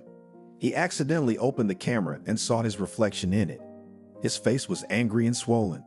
He clicked and took a picture, and then, without realizing why, he posted it to Instagram with the caption, "All people are jerks."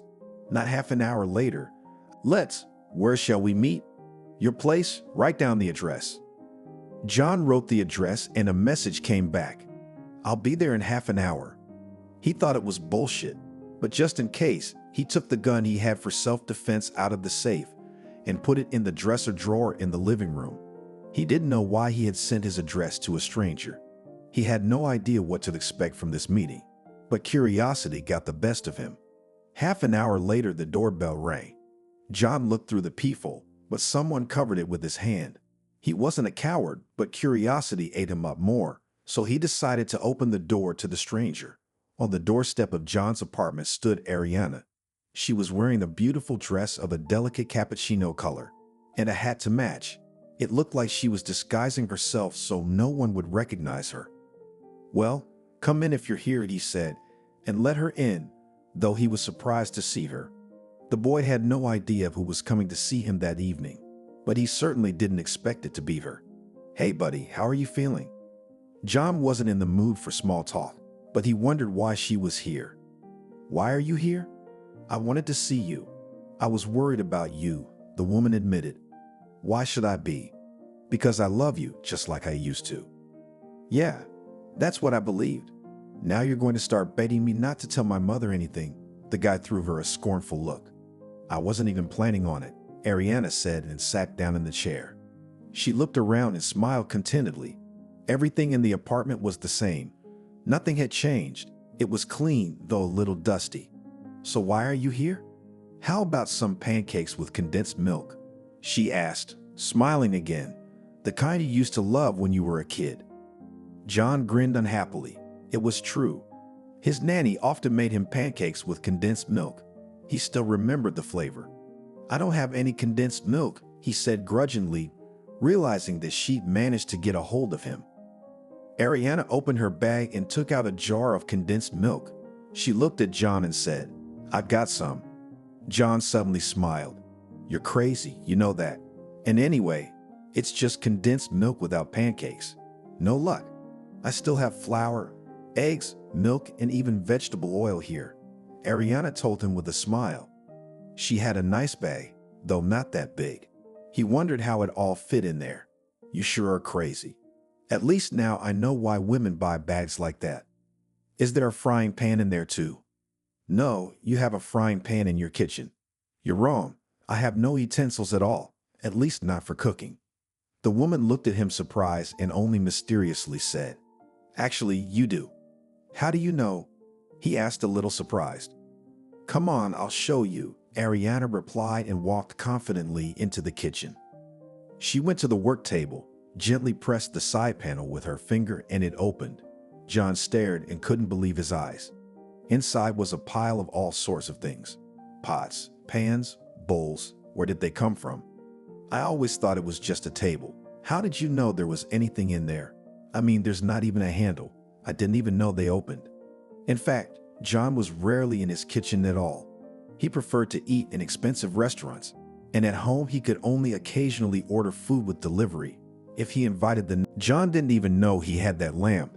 He'd never once gone near that window in all these years. The view from it was so-so. "How do I know that when you moved in, all the towels in your bathroom were orange in color? And there was a white hooded robe hanging on a hook, and it had gray ships on it. Just like your dad would have had when you were little. Remember when you said you wished all the towels in your house were orange, and you loved Daddy's robe?" John stared at her and didn't blink. How could she know all those things? It was the unadulterated truth. He'd been really excited then, thought his mother had done it all, and he was so grateful to her.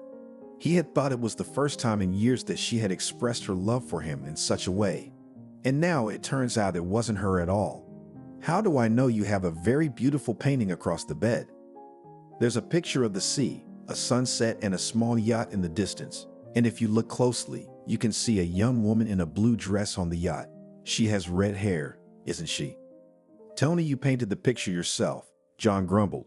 "No, it's Julianne's work. She's a painter." Another piece of news that was hard to digest.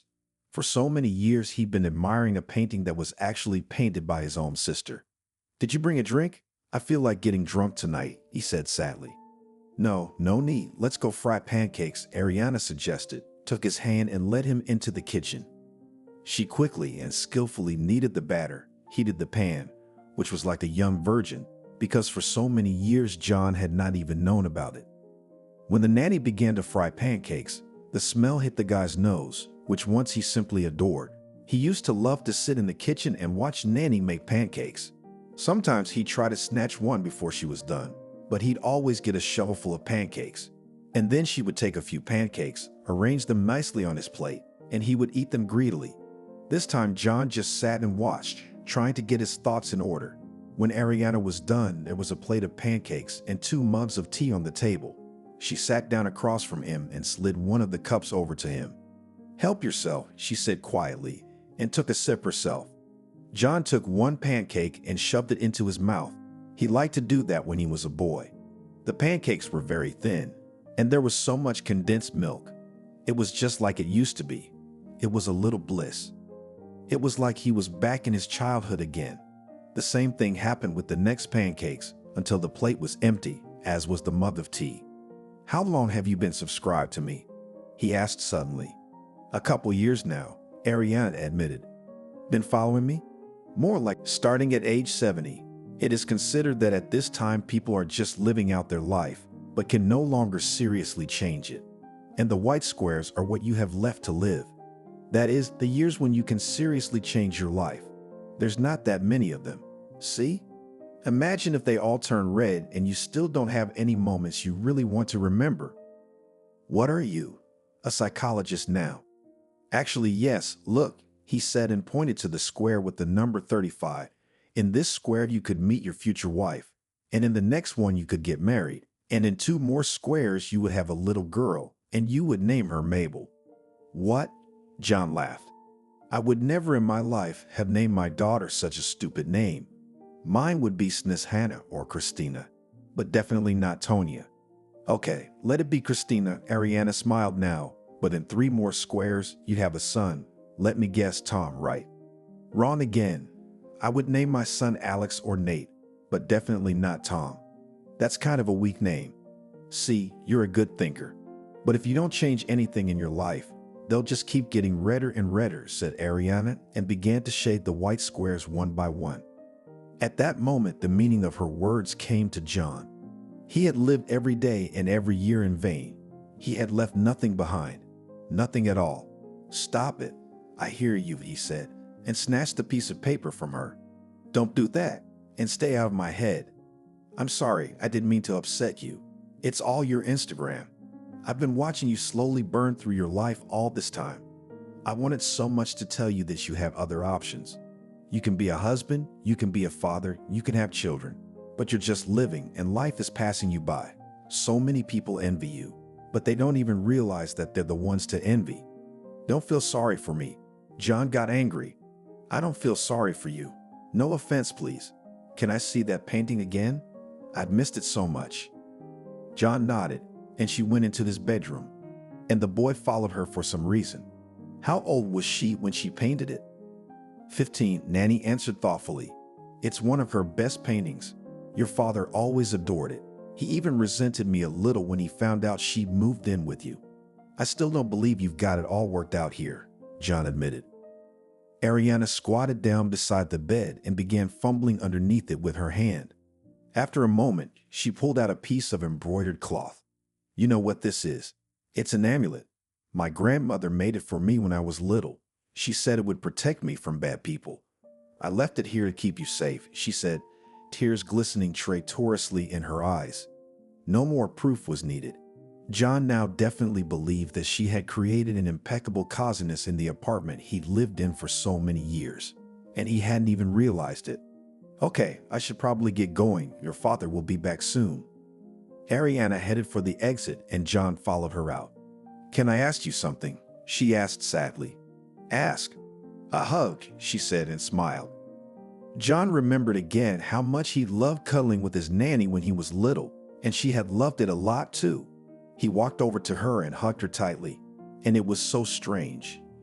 She used to be big and he was small, and now he towered over her by a whole head, but the hug was still just as nice. When John let go of Ariana, she sniffled softly and wiped away her tears. Thank you, I missed that, was all she said and walked away. When Ariana left, John felt a heavy weight on his soul, as if he had lost something very dear to him. A long time ago, there were so many conflicting thoughts in his head. He had believed for so many years that his mother had really done everything in his apartment, and it turned out she'd never even been here once. I mean, she really hadn't been here once since I moved in. She'd had plenty of opportunities, John thought sadly. He didn't visit his parents much himself, but that was more because he spent a lot of time traveling the world, and when he came back, he'd stop by for a couple hours to talk about his experiences, though usually his mother didn't have time to listen. John pulled out his phone and opened his mom's Instagram page. There was a story there from a charity event he hadn't gone to. Catherine was there, as usual, in all her glory. She was by her father's side, holding his hand, as if they were still loving spouses. Paula shifted down her photos. He noticed that his mother dresses more often in red, and only occasionally white or black. There are no other shades in her closet. In all the pictures she smiles, but her eyes remain cold. It was the same in life. If his mother decorated his apartment, it would be in red, black, and white. And certainly the painting would be of some famous artist, bought for several million. It was strange that he himself had never realized it before. While he was thinking about it, a message arrived on Instagram from Ariana's secret account. Did you find the books, or have you never seen them either? Where? In the nightstand by the bed. John walked over to the nightstand, pressed a panel with his finger, like in the kitchen. It opened. There were books, 10 or more, all detectives. He would never have guessed there were books in his house. although sometimes he really wanted to read something other than ebooks, but it never occurred to him to buy them. The nightstand still had a niche and a drawer. That's what he actively used. In the niche, he kept his phone while he slept, and in the drawer, he kept condoms. "Thank you," that's all he said. "You're welcome." The guy took one of the books and started reading. He didn't want to drink anymore. He wanted to break into an interesting story. In the morning, he woke up under the book. He didn't even remember passing out. He wanted to finish reading it first, but then he decided to go to the office. When he arrived, the first thing he did was go to Julianne's office. "Well, hello, sis," he said dryly. This time she smiled at him affably and replied, "Hello to you too. How are you?" John somehow caught himself thinking that it had been a long time since anyone had asked him how he was doing. Although in principle he had always been doing well, but after talking to Ariana, he felt empty and sad. "Fine, I guess. How are you?" "I'm fine. Too bad you didn't come last night. It was a great night." "I'm sure you planned it yourself," he sneered, but the girl preferred to ignore it. "How did you like the painting, by the way?" "Did Mom tell you about it?" John suggested it. "Told me what?" "Well, that she came to see me yesterday." Julianne stood up from her chair. She didn't know what he was talking about. "What do you mean she came to see you? Why?" At that moment, John realized he'd said too much. It turned out that the nanny hadn't told anyone about her visit to him. "Yeah, she just stopped by for a second. She was worried, I guess. I really like the painting, by the way. I've liked it for a long time. Can you show me the others sometime?" He managed to change the subject. "Yeah, why not? You know where we live now. Why don't you come by? Sometime. It's a deal." Unexpectedly, Julian asked her newfound brother, "Do you disapprove of my mother?" "I don't know. I mean, technically, I should. But I feel like it's none of my business. Dad's an adult. He knows how to live his life." "Yeah, he's a great dad. I adore him. I kind of wish you guys were closer. But, you know, it can still be fixed." "Yeah, if you wanted to. And we both don't have a lot of it." No, speak for yourself. My dad really wants to get to know you. He talks about you a lot. He doesn't have a lot to be proud of, but he finds reasons to be. He loves you very much." That was another revelation to John. At least his father really loved him. But why didn't he show it, or did he? The son just didn't see it himself. Like that knit sweater, or the apartment. I mean, his warm feelings slipped into all of that too. "Well, it's good to see you. I should probably get going." Julian was glad her brother had stopped by for a chat. In fact, she wanted to get to know him better. Secretly, she envied him. The thought that her father wouldn't even be able to walk her down the aisle when she got married made her sad, but she realized that it wasn't possible yet. It certainly wouldn't go unnoticed by those around her. And how would she explain it to them? It was complicated. John left the office without even going into his office. He didn't want to see his father yet either. He had a lot to think about. A lot to think about. He came home and decided to finish that book. When it was finished, he accidentally opened the very last page. It had "Love to You" written in the corner. It was clearly not meant for him. But to whom? He was curious. So John wrote to Ariana himself. "Who picked the books?" 2 minutes passed, and then the answer came. "Your father. I always gave him books for the holidays, but he only picked out the ones he particularly liked. Have you read them?" "Only once so far. It was really interesting." It was also somehow nice to know that his father had chosen the ones he thought were the best. Somewhere inside John was still a little boy, resentful of his parents for not paying attention to him as a child. He had hidden it deep inside for a long time, trying to forget and not remember, but now it was especially hard. After finishing one book, John took out the next. He spent several days reading. He hardly ever left the house. Occasionally, he'd order takeout food so he wouldn't starve to death. No one called or wrote to him all those days. I wonder where they all disappeared to. He thought to his friends, and then it occurred to him that he was always the first to write or call them, calling them to hang out, and then the party would start. When the books in the nightstand were finished, or rather were read from cover to cover, it seemed to John that he had become a different person. Almost a week without alcohol and other pleasures had done him good. His head had cleared. His nerves had calmed down. Now he suddenly noticed that he was looking at Ariana and his father's situation a little differently. He even felt sorry for both of them, having had to hide for so long. But could the mother really hurt the father? He wanted to find out. He dialed Catherine's number to warn her that he was coming to visit, but she didn't pick up. So he decided to go to her anyway. When John drove up to their large country house, there was no one there to greet him. There was no security guard, no gardener, no butler. It was about 6 o'clock in the evening. He wondered why she had disbanded everyone who worked in the house. John knew all the passwords, so he had no trouble opening the gate and entering the house. Mom was nowhere to be seen, but there was music coming from upstairs. He followed the sounds, even though he knew he'd better turn around and drive back home. When John got to the 3rd floor, the music was already quite loud. There was laughter and voices coming from the far bedroom. He entered the room and saw his mother in the company of a stranger. "Hi, Mom, having fun?" John asked contemptuously and turned away so that she could clean herself up. She jumped up in surprise, quickly threw on a robe and took a defensive position. In his 50 with a tail, Catherine looked beautiful.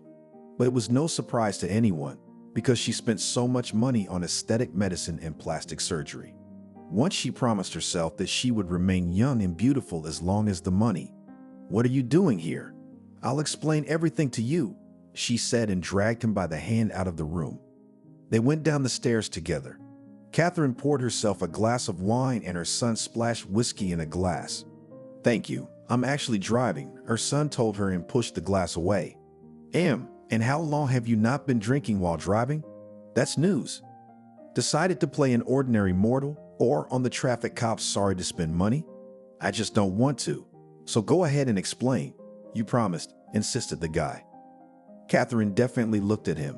No more defense, only offensive. "And what, you still thought that your parents lived happily married? I'm sorry to disappoint you, but that hasn't been the case for a long time." It wasn't what she said that bothered John, because he already knew the truth. It was the way she said it. Like their family was worthless. There was so much contempt in every word she said. At that moment, he'd already made up his mind. "I'd already figured it out. I just came to talk to you about it. Do you know that your father has another woman?" "I wouldn't be surprised if he has more than one." His mother snorted. "Only I don't give a damn about how he lives or what he does." "No, just one as far as I know. And I also know that he wants to divorce you and marry her." "What?" This Catherine certainly did not expect, but then smiled and very confidently said, "It is unlikely. He doesn't have the courage." "Why do you think so?" "I have one trump card up my sleeve against your father," her mother said mysteriously. "Then it's high time you got it. You'll get the divorce papers today or tomorrow. And I won't be surprised if his lawyers retroactively draw up some kind of prenup that leaves you penniless." "What are you talking about?" screamed the mother angrily. "It's not gonna happen." She sprang from her seat and ran to her father's study. It was a long time since Frank had been in it, as well as in this house. Catherine pulled back one of the bookcases with great difficulty and put her hand through it as if she were looking for something. "I knew he'd searched the whole house except for one room," she said triumphantly. "Clever, wasn't it?" John was pleased. His plan had worked perfectly. "Let me at least see what all the fuss is about," he asked and held out his hand. His mother, unsuspecting, handed him the folder. She was sure her son was on her side. John quickly thumbed through the real estate deeds, but didn't look at the meaning. "Mammy, I've been meaning to ask you," he said, pretending to study the papers.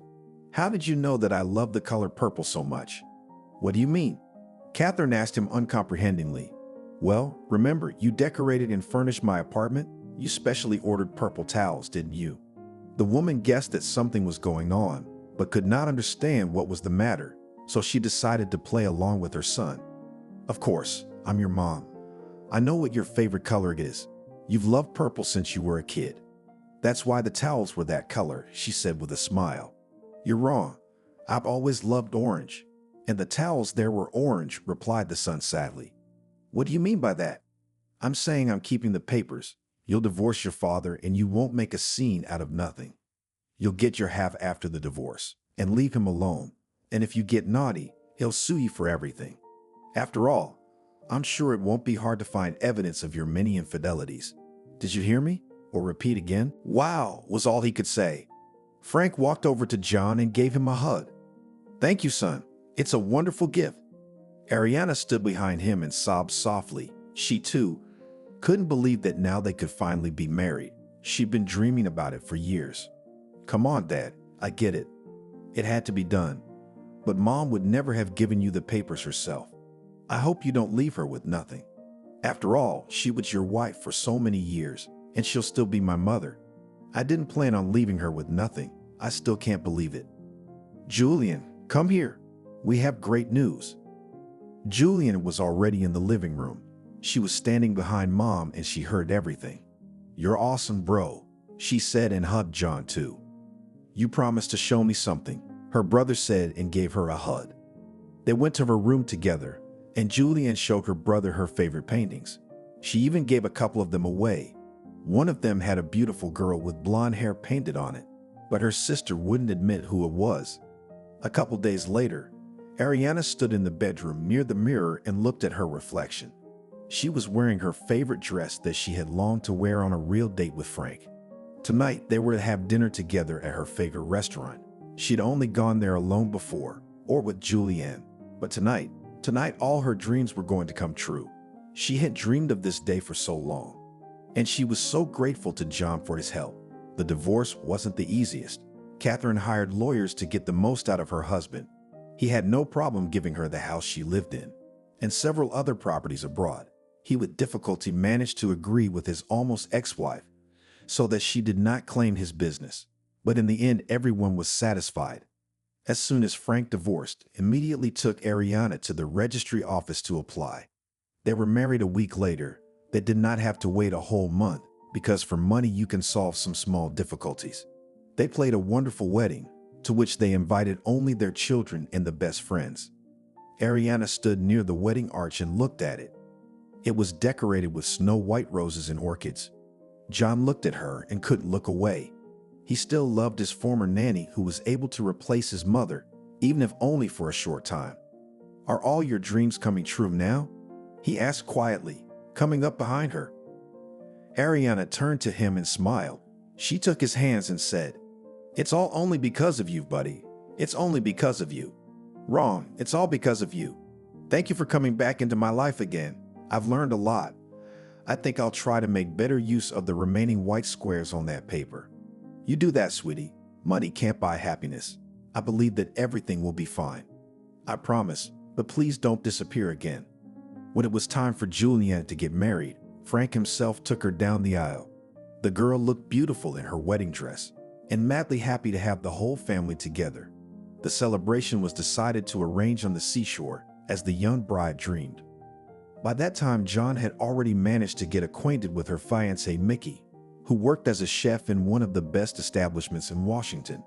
The guy was quite ambitious, dreamed of owning his own restaurant someday, and something told John that soon his son-in-law's dreams would come true.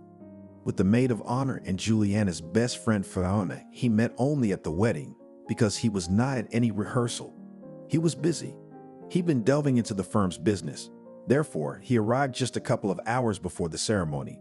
To his surprise, John learned that his father is not only skillfully earning money, but also no less wisely managed them. It turned out that Frank, or rather his company, sponsored a large number of charitable organizations, although the press rarely talked about it. Fiona immediately attracted John's attention. It was Fiona who was depicted in the painting that now hung in his living room. Outwardly, she seemed so arrogant and even cold, but when she chatted with Julianne and smiled with all her teeth, she became quite different. Fiona reacted coldly and aloofly to any attempts to give her attention. Perhaps she thought it was a bad idea to date her friend's brother. John didn't like the fact that she didn't notice him, but it made him more and more interested. He'd been courting the girl for weeks before he'd gotten the kiss he wanted, or rather, almost stalked her. But that was the details. Her impregnability could envy even the Great Wall of China. After 6 months of relations, John realized that he wanted more, so he proposed to Vasilina. She accepted, though not immediately. It seemed that she even liked to torture her beloved refusals and reflections. When they decided to get married, his mother Catherine never came to their wedding, but she didn't need her there because her father and Ariana were there.